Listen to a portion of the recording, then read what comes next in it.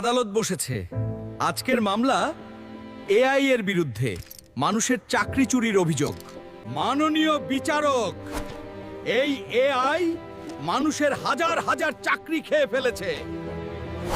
আপত্তি, আমি চাকরি নেইনি। আমি শুধু কাজটা দ্রুত করেছি। শান্ত থাকুন আদালতে, বিচার চলছে।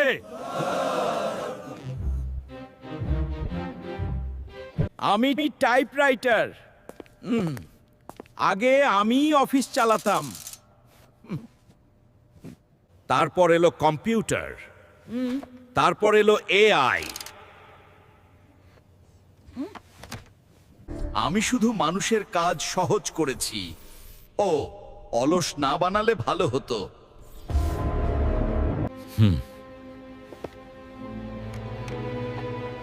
তাহলে আসল দোষী কে? মানুষ নিজেই শর্টকাট খুঁজেছে, তাই না? না, এই মামলা তো ঘুরে যাচ্ছে।